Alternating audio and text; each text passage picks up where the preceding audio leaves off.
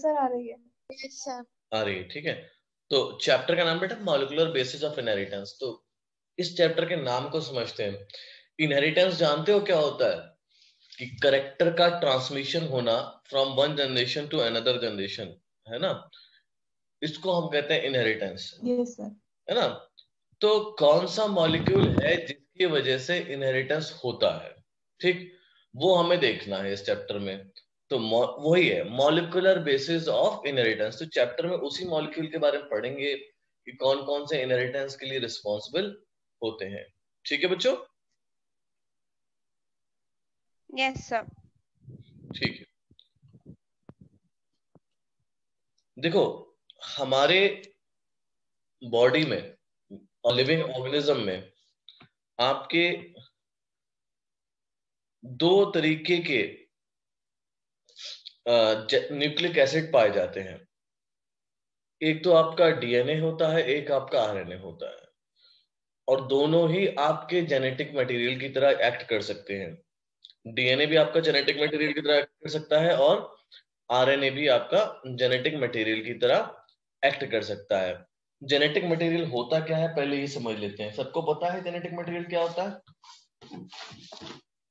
वो मटेरियल जिसके अंदर जेनेटिक इंफॉर्मेशन स्टोर हो और एक जनरेशन से दूसरी जनरेशन वो ट्रांसफर कर सके या कैरी कर सके, ठीक है बेटा।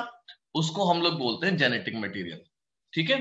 तो डीएनए और आरएनए दोनों ही क्या है, बेसिकली बिल्डिंग ब्लॉक है या फिर जेनेटिक मटेरियल, ठीक। अब डीएनए जो जेनेटिक मटेरियल होता है वो ज्यादातर ऑर्गेनिज्म में मिलेगा, है ना। चाहे वो बैक्टीरिया हो, चाहे वो एनिमल हो, चाहे प्लांट्स हो, चाहे फंगस हो, ज्यादातर ऑर्गेनिज्म में जो जेनेटिक इंफॉर्मेशन को स्टोर और कैरी करने वाला मटेरियल है वो क्या है बेटा? डीएनए। डीएनए। ठीक है। अब आरएनए जो जेनेटिक मटेरियल मिलता है वो मिलता है किसमें? वायरस में, ठीक है। हालांकि वायरस में ऐसा नहीं है कि डीएनए आपका जेनेटिक मटेरियल नहीं होगा। वायरस में डीएनए भी होते हैं और आरएनए भी होते हैं जेनेटिक मटेरियल, पर दोनों एक साथ नहीं होते। अब इस बात को समझो। सपोज करो ये कोई आरएनए वायरस है ना। तो इसके अंदर, सॉरी, इसके अंदर क्या होगा, या तो आरएनए पड़ा होगा, ये न्यूक्लियस न्यूक्लियस तो खैर बनाएंगे नहीं इसमें आरएनए में हम, और वायरस में हम सीधे बना दे रहे हैं। या तो आरएनए जेनेटिक मटेरियल पड़ा होगा या फिर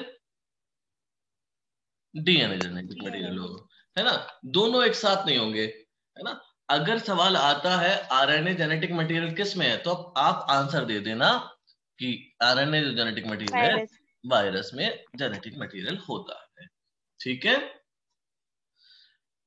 यस सर। ह्यूमंस में आरएनए और डीएनए दोनों पाए जाते हैं। ऐसा नहीं है कि आरएनए ही पाया जाएगा या सिर्फ डीएनए पाया जाएगा, है ना। या फिर ऑर्गेनिज्म में वायरस के अलावा बाकी ऑर्गेनिज्म में आरएनए भी पाया जाता है और डीएनए भी पाया जाता है। मोस्टली जो आरएनए है वो फंक्शन करता है मैसेंजर की तरह, यानी कि मैसेज को लेके जाने वाला, ट्रांसफर करता है। हाँ, मैसेज को लेके जाने वाला, ठीक है। ये लाइन समझ में आ गई सबको? Yes sir. Anjali, Riya, Ujjwal? Yes sir. Very good. अब जरा आगे देखते हैं। स्ट्रक्चर क्या है पॉलीन्यूक्लियोटाइड चेन का, यानी कि डीएनए का। डीएनए क्या है? DNA is a polymer of nucleotide. Polymer है न्यूक्लियोटाइड का। अच्छा बच्चों ये बताओ, तुम लोगों ने ट्रेन देखी है? हाँ। Yes sir. तो यस सर। ट्रेन में कंपार्टमेंट्स होते हैं। Yes sir. कंपार्टमेंट में क्या होता है? Yes sir. कौन जाता है कंपार्टमेंट्स में? पैसेंजर्स, है ना। कंपार्टमेंट्स में कौन जाता है बेटा? पैसेंजर्स। यही तो होता है। और वो अपनी लोकेशन पे जाएंगे और उतर जाएंगे जहां उन्हें उतरना होगा। तो let assume DNA as a train, है ना। What is DNA? DNA as a train and compartment as a gene. compartment as gene and the passenger is information. Okay, so who will carry the information actually? Gene. Gene. Very good. है ना. कहाँ store होगी information? वो आगे जाएगी, फिर आगे जाएगी, जीन की वजह से जाएगी. तो ये कंपार्टमेंट्स जो हैं बेसिकली, है ना, यही होते हैं जिनमें की सारी इंफॉर्मेशन भरी होती है. अब जरा देखते हैं कि ये जो कंपार्टमेंट जो है, जो आपकी जीन की बात हो रही है, ये बने कैसे होते हैं, या पूरी ट्रेन जो डीएनए है वो बना कैसे होता है. बात समझ में आ रही है इस तरीके से आपको? Yes, sir. है ना. तो डीएनए आपका बना हुआ है किसका? पॉलीन्यूक्लियोटाइड का, है ना, या फिर हम कहें कि पॉलीमर ऑफ न्यूक्लियोटाइड्स का. ठीक. डीएनए से आपको पूछे जाए व्हाट इज डीएनए, तो ज्यादातर लोग जो है उसकी डेफिनेशन बनाते हैं, वो फुल फॉर्म बताने लगते हैं, डीऑक्सीराइबोज न्यूक्लिक एसिड. ठीक है. तो बेसिकली क्या है ये, अगर स्ट्रक्चर की बात करी जाए तो आप बताएंगे इट इज अ पॉलीन्यूक्लियोटाइड. अगर इसके नेचर की बात करेंगे तो आप बताएंगे it is a nucleic acid which carry the information from one generation to another. So look at this diagram, you can see nucleotide 1 is attached with nucleotide 2 is attached with nucleotide 3, 4 and so on. ठीक है. बात समझ में आ रही है? Yes, sir. तो DNA क्या है कि बहुत सारे न्यूक्लियोटाइड से मिलके बना है. इतनी बात आपको समझ में आ गई सबके? Yes, sir. सबके आ गई ना कि भैया डीएनए क्या है? डीएनए आपका बहुत सारे न्यूक्लियोटाइड से मिलके बना हुआ है. अब हमारा सवाल ये होता है, अब न्यूक्लियोटाइड क्या चीज है भाई? ये तो समझ में आ गया, डीएनए आपका न्यूक्लियोटाइड से बना है. न्यूक्लियोटाइड क्या है? न्यूक्लियोटाइड में बेसिकली 3 कंपोनेंट होंगे. कितने कंपोनेंट्स होंगे? 3. एक आपका नाइट्रोजनस बेस, एक आपकी शुगर, वो भी कैसे होगी? पेंटोज. 5 कार्बन की. पेंटोज का मतलब 5 carbon. 5 कार्बन की. राइबोज आपकी आरएनए में और डीऑक्सीराइबोज आपकी डीएनए में. ठीक है. तो आप ये देखें, ये जो शुगर है इन्होंने इस तरीके से बना रखी है. मैं आपको सीधे बना के दिखाता हूं. ये इस तरीके से होता है. ठीक है, दिख रहा है आपको? Yes, sir. है ना, इस तरीके से. तो 5 कार्बन की शुगर होती है. ठीक. अब राइबोज होती है आरएनए में और डीऑक्सीराइबोज होती है डीएनए में. तो इसको हम देखेंगे, डिफरेंस देखेंगे कि राइबोज शुगर में क्या डिफरेंस है और डीऑक्सीराइबोज में क्या डिफरेंस है. मैं आपको यही बता दे रहा हूं जिससे कि आगे और आसानी हो जाए. डीऑक्सी का मतलब एक हाइड्रोक्सिल ग्रुप कम है. अगर आप इसको देखोगे सर. हाँ बेटा पूछो. सर हमको आपकी वॉइस क्लियर नहीं आ रही है. मेरी वॉइस क्लियर नहीं आ रही है? बाकी लोगों को आ रही है? Yes, sir. आ रही है. रिया आपको नहीं आ रही है? अंजलि किसको नहीं आ रही? अंजलि. सर हमको नहीं आ रही है. अंजलि. अंजलि ईयरफोन लगा सकते हो? Yes, मुझे sir. थोड़ा क्लियर हो जाए. ईयरफोन है आपके पास? सर हम ईयरफोन ही लगा रहे हैं. ईयरफोन से लगा रहे हैं? अच्छा, वॉल्यूम बढ़ाओ या फिर एक काम करो, एक बार कनेक्ट करने की कोशिश करो, दोबारा से ज्वाइन करो. कई बार नेटवर्क इशू होता है ना, तो इस वजह से भी नहीं आती. ठीक है, एक बार कोशिश करो. मैं पॉज करोगे, आगे नहीं पढ़ाऊंगा, आप ज्वाइन करो.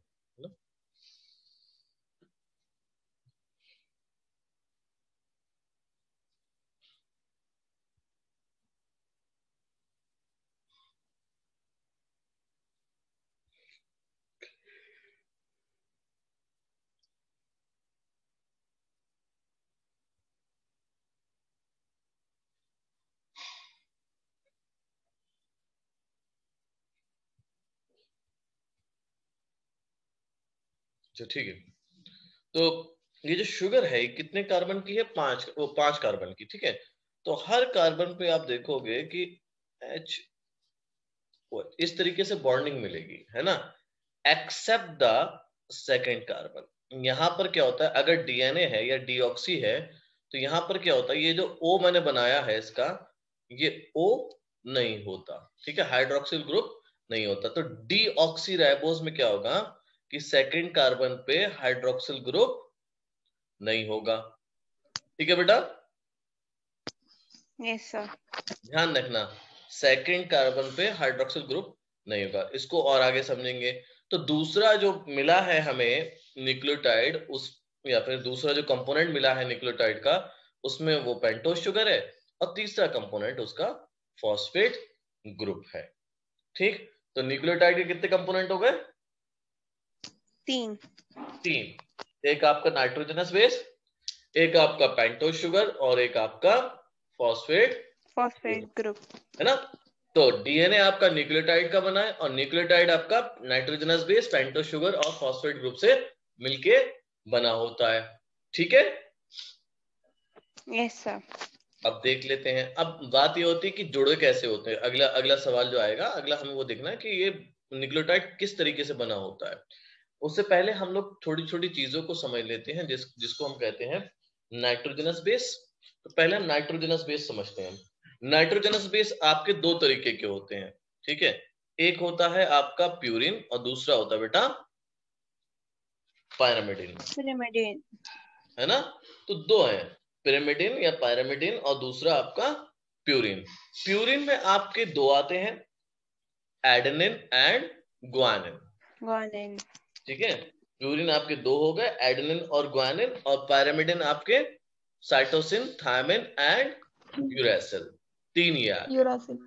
ठीक है, अब जरा एक चीज समझना बच्चे, ठीक है, कि यहां पर जो यूरेसिल है, ठीक, that is only found in RNA, and that will be found in place of thymine. Okay. जब आरएनए का मॉलिक्यूल बनेगा तो उसमें पायरामिडिन जो होगा वो थायमिन नहीं होगा, क्या होगा? यूरेसिल होगा। यूरेसिल। अब यहां पर थायमिन का नाम याद रख लेना, इसको हम थायमिन को 5 मिथाइल यूरेसिल भी कहते हैं, ठीक है, स्ट्रक्चर के बेसिस पे। ठीक, तो नाइट्रोजनस बेस कितने टाइप के हैं? पहला आपका प्यूरिन, दूसरा आपका पायरामिडिन, है ना। प्यूरिन आपके दो है, एक एडेनिन, दूसरा आपका ग्वानिन। पिरामिडिन 3 है, साइटोसिन, थायमिन और यूरेसिल। ठीक है, अब थोड़े से पॉइंट देखेंगे हम लोग, ठीक है। आप यहां पर एक चीज देखो बच्चा, एडेनिन दिख रहा है आपको यहाँ पे स्ट्रक्चर, ग्वानिन दिख रहा है ना। तो ये बताओ बेटा, एक और चीज में तब समझ में आएगा, ये दिख रहे तीनों? Yes sir. ठीक, इसमें इनमें ऊपर वालों में और नीचे वालों में आपको मेन डिफरेंस क्या नजर आ रहा है? सर रिंग है, ऊपर वालों में और नीचे एक है। हाँ, नीचे कितनी है? एक रिंग है, और ऊपर कितनी है? दो रिंग है। तो प्यूरिन जो होते हैं, हम लोग क्या कहते हैं? Purine are double ring like structure, double ring structures, ठीक है। 9 मेंबर्ड, इसमें 9 मेंबर होंगे, ठीक। 5 कार्बन एंड 4 नाइट्रोजन, ठीक। 5 कार्बन लगे होंगे और 4 क्या लगे होंगे बेटा? नाइट्रोजन। आपको याद और रखना है इसमें कि नाइट्रोजन की पोजीशन क्या है, पहली पे मिलेगा, तीसरी पे मिलेगा, 7वीं में मिलेगा और 9th पे। वेरी गुड, और 9th पोजीशन पे आपको ये कार्बन मिलेगा, ठीक है। अब ये हो गया। दूसरी चीज, ये कैसे हैं आपके पायरामिडिन्स? सिंगल रिंग, है ना। मेंबर कितने हैं इसमें? 6 कार्बन, 6 मेंबर्ड, है ना। 4 carbon, yes sir, and 2 nitrogen at which position? 1 and 3, third. Very good, समझ में आ गया? Yes sir. तो ये आपसे पूछा जा सकता है और दिखा के भी यस सर। ठीक है, आपको बेसिकली पूछा ही जाएगा कि वो नीट में दे रखा होगा, 2-3 डायग्राम दे रखे होंगे जिसमें से आपको थोड़ा आइडेंटिफाई करना होगा कि प्यूरिन कौन सा है और पैरामिडिन कौन सा है। ठीक है, इस चीज को आइडेंटिफाई करना होगा। तो इतना समझ में आया हमें, प्यूरिन पैरामिडिन समझ में आ गए। प्यूरिन आपके 2 हैं, एडेनिन गुआनिन, पैरामिडिन आपके 3 है, cytosine, thymine and uracil. Purine आपका डबल रिंग रहता है, 9 मेंबर्ड होते हैं, 5 कार्बन 4 नाइट्रोजन, 1 3 7 9 पोजीशन पे होते हैं। और पैरामिडिन आपका सिंगल रिंग होते हैं, 6 मेंबर्ड, 4 कार्बन और 2 नाइट्रोजन एट 1 और 3। वेरी, चलो आगे पढ़ते हैं। अब ये जो नाइट्रोजनस बेस होता है, ठीक, ये पेंटो शुगर से एन ग्लाइकोसिडिक लिंकेज से जुड़ा होता है। अब जरा इसमें जो बनाया है इसको हम लोग अपनी तरीके से बना के भी देखेंगे। आपको यहाँ कार्बन नंबर दिख रहे हैं, ये जो 1 2 3 4 5 लिखा हुआ है, ये first carbon, second carbon of sugar, third carbon of sugar, fourth carbon of sugar and fifth carbon of sugar. ठीक है, ये दिख रहा है? Yes sir. ठीक, ये पेंटो शुगर है। अब बेसिकली जो नाइट्रोजनस बेस होगा, जो आपका चाहे वो प्यूरिन हो चाहे वो पैरामिडिन हो, आपको ध्यान ये रखना है कि प्यूरिन हो चाहे पैरामिडिन हो, वो है कि आपका नाइट्रोजनस बेस है, वो फर्स्ट कार्बन से जुड़ेगा। कौन से कार्बन से? First carbon. फर्स्ट कार्बन से जुड़ेगा, और जो बॉन्ड वहां लगेगा वो लगेगा आपका एन ग्लाइकोसिडिक लिंकेज। या बॉन्ड कह दो, लिंकेज कह दो, एक ही बात है। ठीक है बेटा, तो यहां पर बन गया। अब ये जो स्ट्रक्चर बनता है, ठीक, जिसमें सिर्फ पेंटो शुगर और नाइट्रोजनस बेस जुड़े होते हैं, वो स्ट्रक्चर कहलाता है आपका न्यूक्लियोसाइड। ठीक है, अच्छा रिकॉल करते हैं पीछे की तरफ, हमने न्यूक्लियोटाइड पढ़ा था बेटा। न्यूक्लियोटाइड में कौन कौन सी चीजें थी? ये नाइट्रोजनस बेस, हाँ, फॉस्फेट और पेंटो शुगर। 3 चीजें थी। मैंने पेंटो शुगर यहां दिख रहा है आपको कहीं? इसमें दिख रहा है न्यूक्लियोसाइड में कहीं? इसमें पेंटो शुगर दिख रहा है न्यूक्लियोसाइड में? Yes sir. कहाँ है बेटा पेंटो शुगर?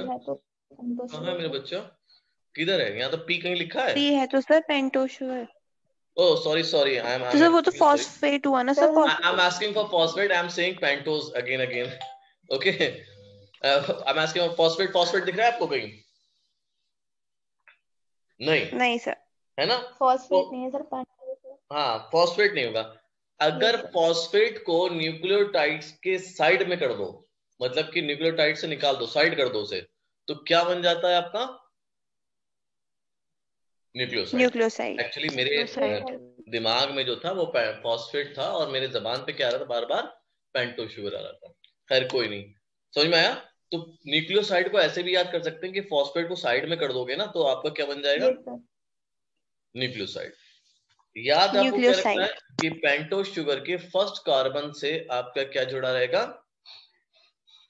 Nitrogenous base. तो ये बॉन्ड कहलाएगा आपका एन ग्लाइकोसिडिक बॉन्ड या एन ग्लाइकोसिडिक लिंकेज।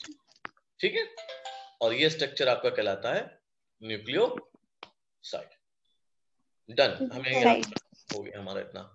अगली चीज पढ़ते हैं। कितने तरीके के न्यूक्लियोसाइड मिल जाएंगे? जाहिर सी बात है 4 मिलेंगे, है ना? देखो, एडिनोसिन, यस सर, ग्वाइनोसिन। अगर ग्वानिन आके जुड़ा है पेंटोस से तो आपका ग्वाइनोसिन कहलाएगा। किसके केस में? आरएनए के केस में। अगर आपका साइटोसिन जुड़ा है तो ये आपका कहलाएगा साइटिडिन। अगर यूरेसिल जुड़ा है तो यूरिडिन। ठीक, अगर हम डीएनए के केस में न्यूक्लियोटाइड्स के नाम देखें तो deoxy adenosine, deoxy guanosine, deoxy cytidine and deoxy thymidine. तो ये तो बहुत आसान चीज है, इसमें तो कोई कंफ्यूजन होना नहीं चाहिए। No sir. ठीक है, स्नेहा आ गई है, ग्रेट। ठीक, तो सर हाँ सर, इन्होंने डायग्राम में ऐसे क्यों बनाया, पॉइंटेड और सर्कल और ऐसे? ये तो बस उन्होंने समझाने के लिए दे दिया कि डिफरेंट डिफरेंट बेस है, वरना ऐसा कुछ होता नहीं है। ठीक है, समझाने के लिए दिया है डायग्रामेट्रिक, जिससे कि लोग Yes, समझ sir. में आ जाए कि डिफरेंट है, ये सेम नहीं है। अगर सबका डायग्राम एक जैसा बनाए थे तो शायद बच्चे कंफ्यूज हो जाते, हालांकि आजकल के बच्चे बहुत तेज कंफ्यूज होते नहीं है, बस अपनी क्रिएटिविटी दिखाने के लिए है, उनकी क्रिएटिविटी। ठीक है, Yes, और sir. कुछ लेना देना नहीं है। तो आरएनए में आपके न्यूक्लियोसाइड्स कितने हो जाएंगे? 4, adenosine, guanosine, cytosine and uridine. Similarly DNA में क्या हो जाएंगे? बिकॉज डीएनए की शुगर कैसी है? डीऑक्सी, तो deoxy adenosine, deoxy guanosine, deoxy cytosine and deoxy thymidine, because uracil नहीं पाया जाता। क्लियर बच्चा? Yes, sir. चलिए, अब Yes, sir. क्या है, अब क्या हुआ कि इसमें आपका फॉस्फेट ग्रुप भी जुड़ेगा। ठीक है, फॉस्फेट ग्रुप आप देख सकते हैं कौन से कार्बन से जुड़ा हुआ है बेटा? 5th कार्बन से। 4th carbon, sir. फिफ्थ बेटा, 5th कार्बन से। 5th कार्बन से आपका जुड़ता है फॉस्फेट ग्रुप, और यहां जो बॉन्ड लगता है वो बॉन्ड होता है Phosphate. Easter, Diester. ईस्टर बेटा, Bond. Phospho Easter. ठीक है, ये Yes, डाई sir. ईस्टर लगेगा जब 2 न्यूक्लियोटाइड जुड़ेंगे, डाई, Zero phosphate. Yes, है ना? sir. जब 2 न्यूक्लियोटाइड आपके जुड़ेंगे तो आपका डाई ईस्टर लगेगा। ठीक है, तो डीएनए के न्यूक्लियोटाइड के स्ट्रक्चर में आपको इतना समझ में आया कि भैया एक पेंटोज शुगर होगी, उससे फर्स्ट कार्बन से आपका नाइट्रोजनस बेस जुड़ा होगा, और जो यहाँ पर बॉन्ड होगा वो होगा आपका कौन सा? Phosphate. नाइट्रोजनस बेस का बच्चे। N-glycosidic bond. हाँ, N, Glycosidic bond, sir. Very good, glycosidic Glycosidic bond. Bond. ठीक, इसकी कार्बन के Bond. 5वें शुगर से जुड़ा होगा phosphate group by the phosphoester bond. ठीक है, अब ये बन गया आपका Bond. न्यूक्लियोटाइड है। Yes. अब ये न्यूक्लियोटाइड बन गया। अगर ये डीऑक्सी शुगर है तो ये कहलाएगा डीऑक्सी राइबो न्यूक्लियोटाइड। अगर शुगर आपकी राइबोज है तो राइबोज न्यूक्लियोटाइड। ठीक है, तो न्यूक्लियोटाइड का स्ट्रक्चर याद Yes, sir. करके। चलिए, आसान आसान स्लाइड से, कोई इसमें दिक्कत नहीं है। अब आरएनए में आप देखेंगे ये एक शुगर का स्ट्रक्चर है, इसको ध्यान से देखना, यहां पर जो स्ट्रक्चर है बेटा। ठीक, यहां क्या लिखा हुआ बेटा? राइबोस। ठीक है, क्या लिखा हुआ है? Ribose, Ribose. यानी कि ये राइबोस शुगर है। ठीक, सब में बनेगा वैसे ही, आरएनए और डीएनए सब में ज्वाइनिंग वैसी होगी, बस एक एडिशनल हाइड्रोक्सिल ग्रुप होता है किसमें? राइबोस शुगर में। ठीक है, RNA. हाँ, आरएनए में या राइबोस शुगर में। अब देखो, आप पहले कार्बन पे, दूसरे कार्बन पे, तीसरे कार्बन पे, चौथे कार्बन, 5 कार्बन है। ठीक है बेटा, और दूसरे कार्बन पे क्या है? यहां पर उसने सर्किल करा है एडिशनल हाइड्रोक्सिल ग्रुप को। ये प्रेजेंट होता है आपका सिर्फ आरएनए में। ठीक है, आरएनए में प्रेजेंट होता है। Yes, sir. इसी वजह से आरएनए जो होता है मोर रिएक्टिव देन डीएनए। ठीक है, ज्यादा रिएक्टिव होता है, क्योंकि इस जगह जो खाली जगह है ये हाइड्रोक्सिल की, उसकी रिएक्शन हो जाती है, किसी से भी रिएक्ट करके वो म्यूटेट कर सकता है। इसको हम और आगे समझ लेंगे जब हम पूरा बॉन्डिंग देख लेंगे। तो ठीक है, ये समझ में आया? तो पहले कार्बन से आपका नाइट्रोजनस बेस, और ये देखो बेटा 5वें कार्बन से आपका फॉस्फेट ग्रुप। अब बात करते हैं कि ये 2 न्यूक्लियोटाइड आपस में कैसे जुड़ते हैं। ठीक है बेटा, ये 2 न्यूक्लियोटाइड आपस में कैसे जुड़ेंगे, है ना? अब जरा एक सेकंड हम लोग व्हाइट बोर्ड पे चलते हैं और वहां पर समझते हैं कि 2 न्यूक्लियोटाइड आपस में कैसे जुड़ेंगे। ठीक है, दिख रहा है व्हाइट बोर्ड आपको?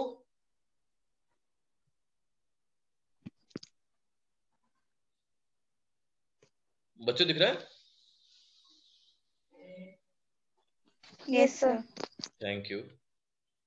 नाइट्रोजनस बेस है ना, और फॉस्फेट ग्रुप, यहाँ Phosphate पर group. H, यहाँ पर H, यहाँ पर H और यहाँ पर OH। ठीक है, OH. यही तो है। अगर मैं यहाँ पर OH लगा दूं तो ये शुगर कौन सी हो गई?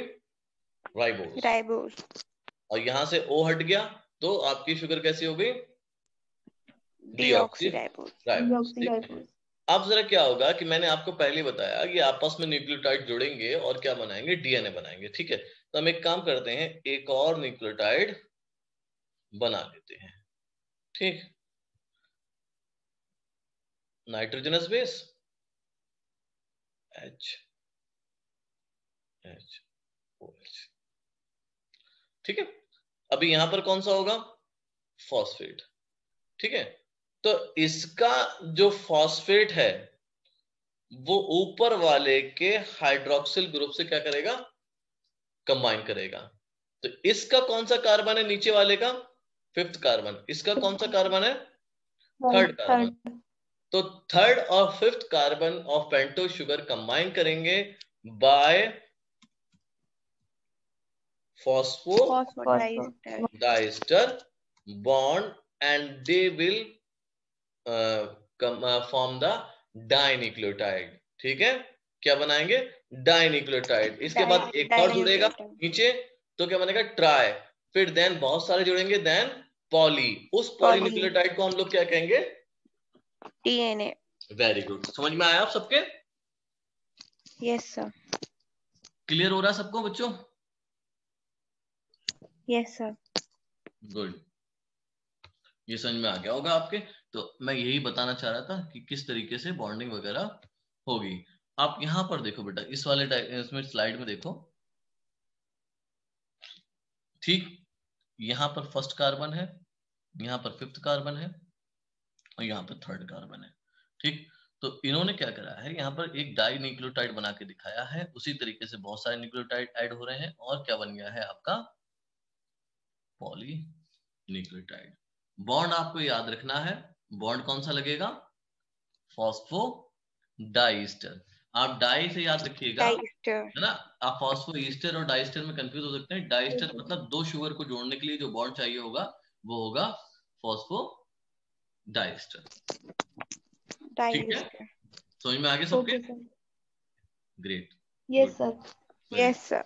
Very good.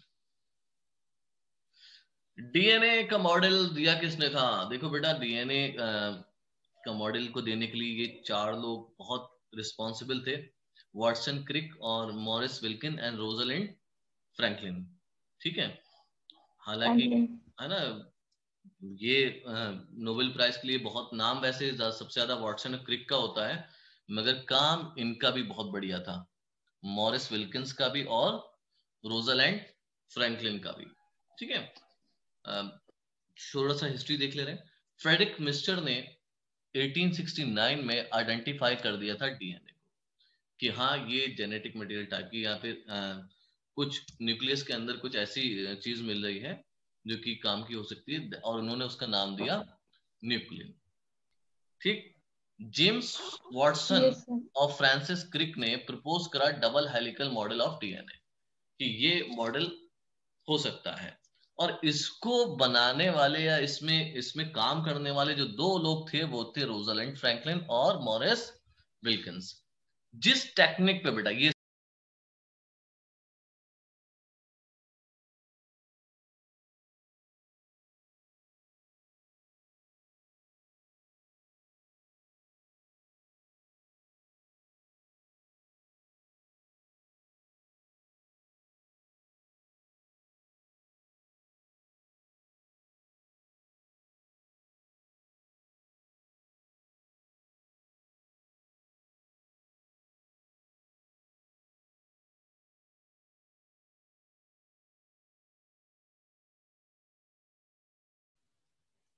अंजलि, आशना, स्नेहा, आवाज आ रही है?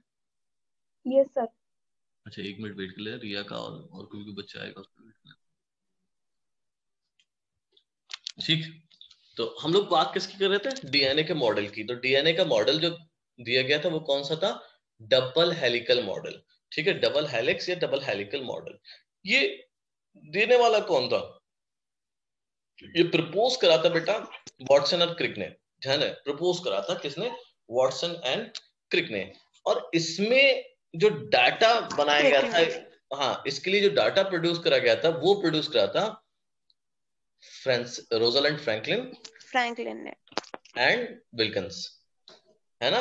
अब जो टेक्निक इस्तेमाल करी उस पे क्वेश्चन आता बेटा, जो टेक्निक इस्तेमाल करी वो थी एक्सरे डिफ्रैक्शन। ये आपका क्वेश्चन रहता है नीट में कि what technique used by Rosalind Franklin and Maurice Wilkins to produce data for the double helical model of DNA. आपका आंसर होगा एक्सरे डिफ्रैक्शन, डीएनए डिफ्रैक्शन। ठीक है बेटा, सबके समझ में आई बात? ये यस सर। Yes sir. चलिए वेरी गुड, आगे पढ़ते हैं हम लोग। तो ये देख लीजिए, ये रियल पिक्चर्स हैं वाटसन और क्रिक की, और देखिए कितनी कम उम्र में इन्होंने नोबेल प्राइज दिया। मॉरिस विल्किंस हैं, ये रोजालिंड फ्रैंकलिन है, तो बहुत दिग्गज लोग हैं। डीएनए आपका बेसिकली बना होता है दो पॉलीन्यूक्लियोटाइड चेन का, अगर देखा जाए ना। डबल स्टैंडर्ड जो डीएनए होता है उसमें दो पॉलीन्यूक्लियोटाइड चेन होती हैं, एक चेन ये मान लो और दूसरी चेन ये मान लो, देखिए। Yes sir. और इनका जो झुकाव होता है वो बेटा राइट हैंड साइड की तरफ होता है, समझे। ये आप यहां पर देखेंगे तो इनका टिल्टिंग जो हो रही है वो इस तरफ हो रही है। आप गौर से देखिए, जो इनका टिल्टिंग है वो किस तरफ है, राइट हैंड साइड। मोस्टली जो डीएनए है वो आपके राइट हैंड साइड की तरफ टिल्ट होते हैं, ठीक। अगला कॉइल होते हैं। अब मान लीजिए कोई आपको दो वायर दो, है ना, आप उसका लपेट दो, आप एक ही तरफ लपेटते हो, एक तरफ उसका ज्यादा पोर्शन देते जाओ, है ना, तो वो कहलाएगा आपका वन हैंडेड। और उसमें वन हैंड वो राइट हैंड भी हो सकता है और लेफ्ट हैंड भी हो सकता है। तो मोस्टली जो डीएनए होते हैं वो आपके कैसे होते हैं, right handed fashion, right handed, आगे की तरफ झुके हुए होते हैं, इस तरीके से अगर देखा जाए इस तरीके से झुके, इस तरीके से बनाया जाता है, ठीक। पिच ऑफ द हेलिक्स, अब ये बात समझ लो कि ये बड़ी इंपॉर्टेंट चीज है। What is the pitch of the helix, क्या होती है पिच एक हेलिक्स की, ठीक है। इसको व्हाइट बोर्ड पे ले चल रहा हूं, फिर मैं आपको समझा दे रहा हूं।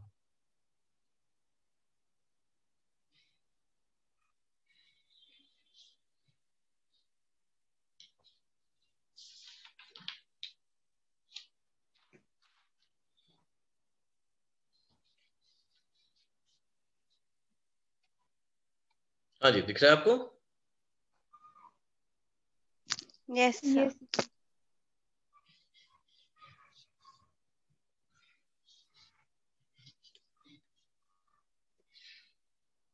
ठीक है, फिर यही समझा दे रहा, रुक जाओ। देखो बेटा, यहां से लेकर यहां तक देखें आप, sorry sorry sorry extremely sorry, ये स्लाइड आगे वापस से आपकी। Yes sir. ठीक है, डीएनए एक कंप्लीट टर्न लेता है, पूरा एक टर्न, है ना।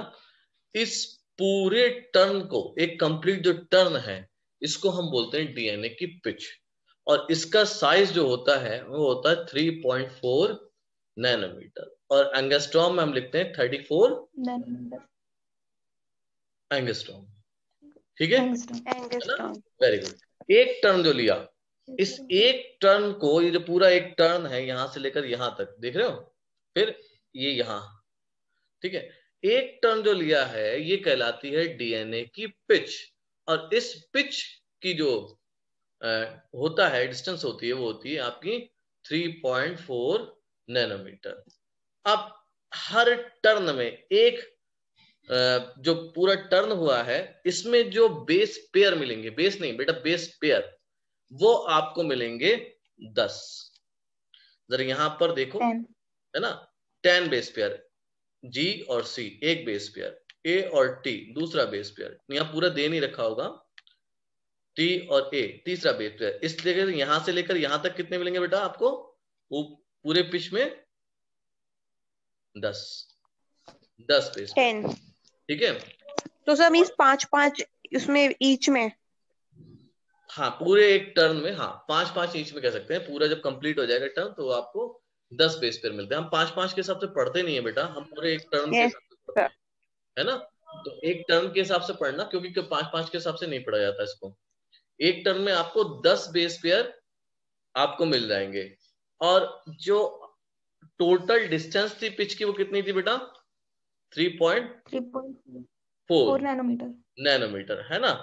अब जो नैनोमीटर बेस पेयर के बीच में डिस्टेंस आएगा वो होगा डिवाइडेड बाय 10, 0.34। अभी बेस पेयर के बीच में डिस्टेंस देखो बेटा, एक बेस पेयर ये है और दूसरा बेस पेयर ये है। इन दोनों के बीच का जो डिस्टेंस है दैट इज 0.34 समझ में आया बेटा? 34 नैनोमीटर। Yes sir. सबके समझ में आया? चलिए आगे बढ़ते हैं।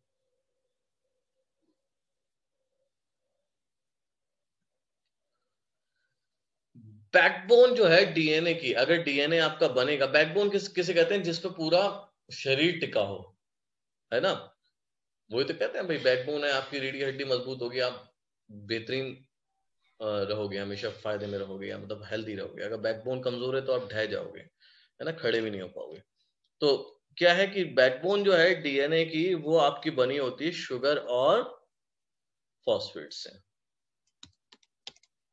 ठीक, किसकी बनी है? शुगर और फॉस्फेट से। ध्यान सुनना, ये जो स्ट्रक्चर है, ये जो मैं बना रहा हूं, देखो बेटा इधर, ये जो मैंने स्ट्रक्चर बनाया है, ठीक, और ये दूसरा स्ट्रक्चर बना रहा हूं एक और, ठीक, ये दो स्ट्रैंड है डीएनए के। ठीक, ये दोनों स्ट्रैंड अभी नाइट्रोजनस बेस से जुड़े नहीं है, मतलब कि इनमें बॉन्डिंग हुई नहीं है। ये जो स्ट्रैंड बना है विदाउट द नाइट्रोजनस बेस, ये कहलाता है आपका backbone of DNA. Backbone. This is made up of sugar, that is pentose sugar and phosphate.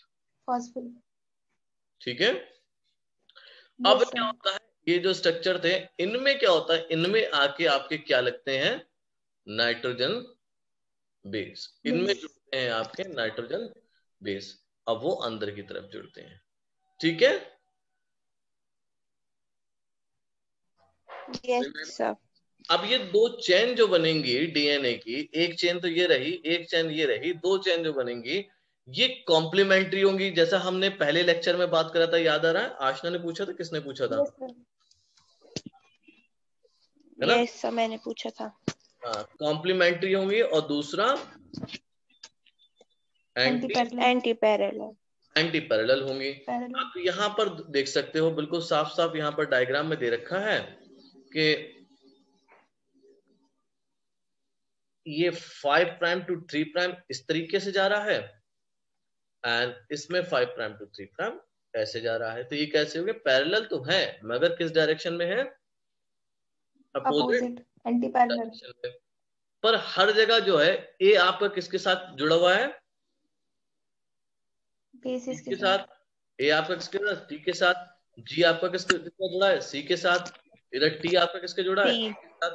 तो ये ऐसा नहीं होता कि ए की मर्जी आएगी तो वो जी के साथ जुड़ जाएगा या सी के साथ, नहीं, कॉम्प्लीमेंट करते हैं। ए है तो टी आके जुड़ेगा, टी है तो ए आके जुड़ेगा। तो इसी वजह से हम लोग दो चेन जो होती हैं इनको हम कॉम्प्लीमेंट्री कहते हैं एक दूसरे के, और एक दूसरे के एंटी पैरेलल कहते हैं। अगर एक चेन की जो पोलैरिटी है वो अगर 5 प्राइम टू 3 प्राइम है ना, तो दूसरे की पोलैरिटी कैसी दिखेगी आपको? 3 prime to 5 prime, 3 prime to 5 prime, है ना। तो वो आपको देखना पड़ेगा, ठीक है, अपोजिट डायरेक्शन में होगा। इतना समझ में आया? Yes sir, yes sir.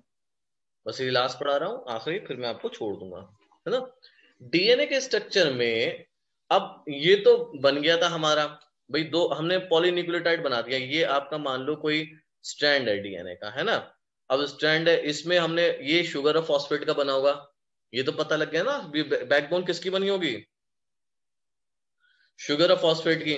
Sugar and phosphate. इसके अंदर आके जुड़ेंगे आपके नाइट्रोजन बेस, है ना।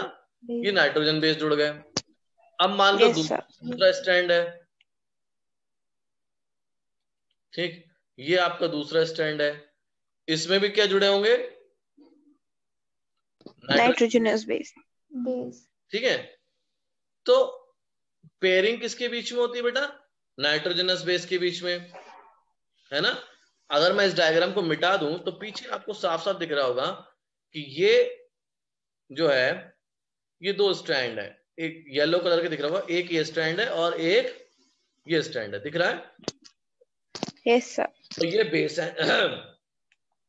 ये आपस में क्या करेंगे, दोनों स्ट्रैंड को अगर जोड़ना होगा तो किसको जोड़ना पड़ेगा? नाइट्रोजनस बेस को। और नाइट्रोजनस बेस आपके जुड़ते किससे हैं? हाइड्रोजन बॉन्ड से। ए और टी के बीच में डबल हाइड्रोजन बॉन्ड होता है और सी और जी के बीच में triple hydrogen bond. Triple hydrogen bond होता है। Triple hydrogen bond. ठीक है।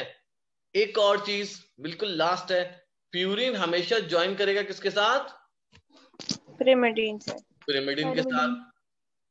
ठीक है। और इसी वजह से एक यूनिफॉर्म डिस्टेंस बन जाता है। ठीक है। तो आपको मैंने 3 बॉन्ड बता दिए। पहला बॉन्ड जो था एंड ग्लाइकोसिडिक बॉन्ड, ये किस किस के बीच में था बच्चों? शुगर, नाइट्रोजनस बेस और sugar. Nitrogenous base and sugar at which carbon? First carbon. Very good, very good Anjali, very good Aashna. अब दूसरा बॉन्ड जो था फॉस्फो ईस्टर बॉन्ड, किसके बीच में था? सर वो शुगर और जब हम फॉस्फोरस ग्रुप लगा रहे थे और शुगर इनके बीच में था। Eight which carbon? और 5th कार्बन पे था। फिफ्थ कार्बन पे था। एक्सीलेंट बेटा। फॉस्फोडाइस्टर बॉन्ड किसमें था? तो जब डाई न्यूक्लियोटाइड बन रहा था। न्यूक्लियोटाइड होते हैं 3 to 5 prime. 3 and 5 3 prime to 5 prime. हाँ very good, 3 and carbon and 5 carbon. ठीक है। हाइड्रोजन बॉन्ड किसके बीच में होगा? नाइट्रोजनस बेसिस के नाइट्रोजनस बेसिस के बीच में। ठीक है। अब न्यूक्लियोटाइड में से अगर मैं फॉस्फेट ग्रुप को नहीं रखता हूं, निकाल देता हूं, तो क्या कहलाएगा बेटा? न्यूक्लियोसाइड। एक्सीलेंट बेटा, आपका पूरा हो गया है। वेरी गुड, वेरी गुड, शाबाश। है ना। बाकी का जो भी बचा है हम उसको मंडे को पढ़ेंगे। ठीक है। अभी आपका आज के लिए इतना काफी, क्यों ज्यादा हो जाएगा तो वो भी दिमाग से ऊपर चला जाता है। ठीक है। एक थोड़ा सा और मैं रिकॉल करा दे रहा हूँ कि डीएनए के जो होते हैं डबल हेलिक्स जो होते हैं, उसमें शुगर और फॉस्फेट क्या बनाते हैं? बैकबोन बनाते हैं। पिच क्या है डीएनए की? सर जो बेसिस के बीच की डिस्टेंस होता है 3.4 नैनोमीटर। नहीं, बेसिस के बीच में डिस्टेंस नहीं, मतलब पूरा पेयर एक टर्न होता है। हाँ, एक टर्न जो होगा वो आपका कहलाएगा पिच ऑफ डीएनए। आपने बताया सही है, 3.4 नैनोमीटर। अब एक पिच में कितने बेस पेयर होते हैं? सर 10। हर बेस पेयर के बीच में डिस्टेंस कितना होता है? 0.34 नैनोमीटर। 0.34 नैनोमीटर। आपने सब समझ लिया, कोई भी ऐसी चीज नहीं कि दोबारा समझाई जाए। एक्सीलेंट बच्चों, मंडे को हम आगे से पढ़ेंगे। ठीक है। अभी के लिए इतना काफी है। ठीक है बच्चों।